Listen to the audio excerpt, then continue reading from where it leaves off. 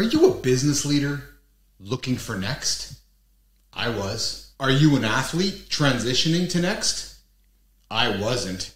If you're looking for your next, this is the space for you. This is the Business Athlete Performance Lab. Hi, I'm Keith Billis, and this is Live in the Lab. All right.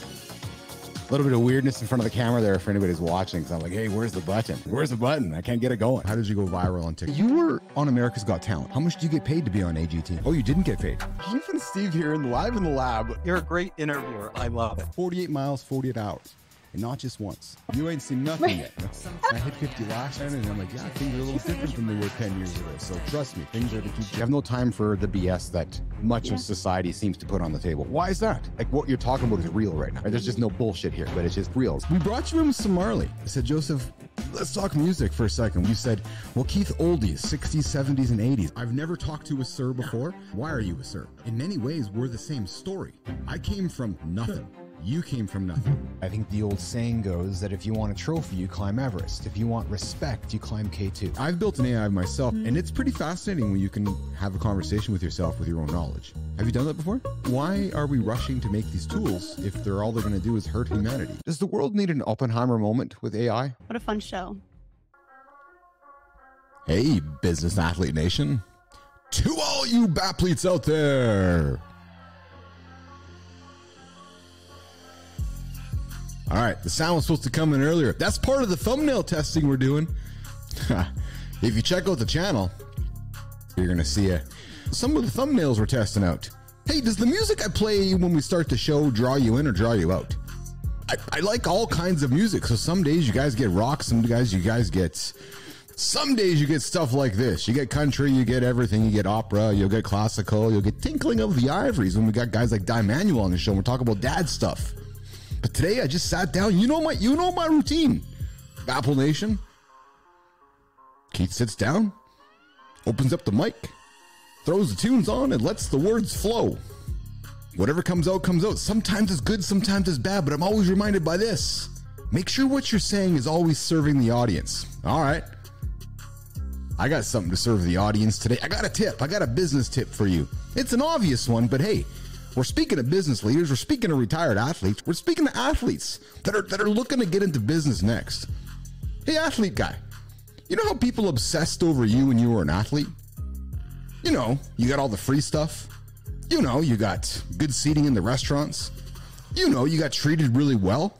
Well, listen, here's what I'm learning when you're building a business again. Obsess over your customers. I know it's simple. What do you mean, Keith, obsess over my customers? Obsess over them. The same way that we obsess over our guests. Oh, I love my guests. I love finding them. I love introducing myself to them. I love welcoming them into the lab. I love walking them out the lab. I love staying in touch with them along the way. Because my guests are my customers. They're my audience. They're the folks that are going to say, hey, we like this guy. We want you to listen to this guy. We want you to listen to his show. So I've become obsessed over my guests, obsessed over my customers, obsessed over treating them exceptionally well. So there's your little tip. If you're in the business of serving other humans, of course you are. Take care of them, obsess over them.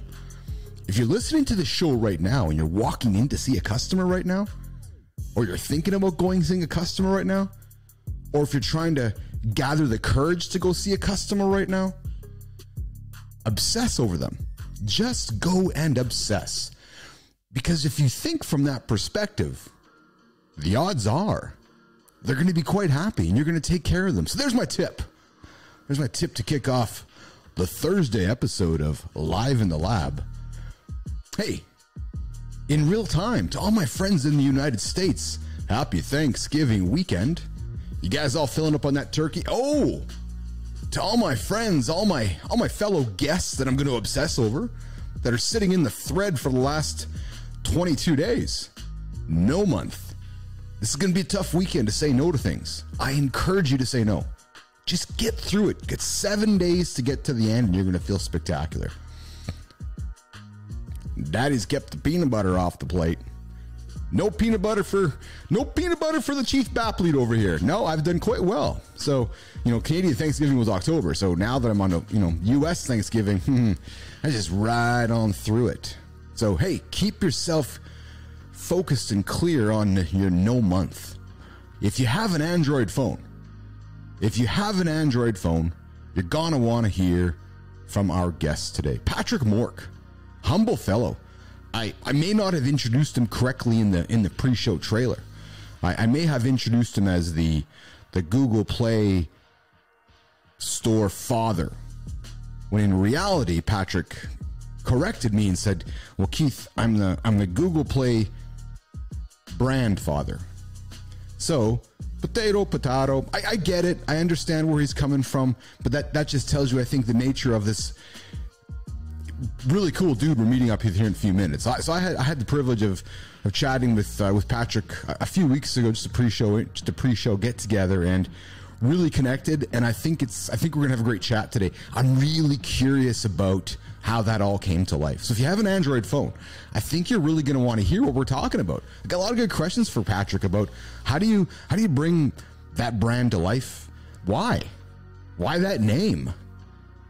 All those questions. Are you chasing Apple at the time? BlackBerry was doing their thing. So I'm really fascinated by the conversation we're going to have with Patrick. So if you have an Android phone, and if you have an iPhone, of course, if you have an iPhone, you'll want to listen to this coming up as well. So Patrick Mork will join us in a few moments. One last thing before we get there, though. I rarely do this. Maybe I need to do this more often, but I want to just call somebody out today, particularly. Over the last couple weeks, I met a young man named Glenn Bruce.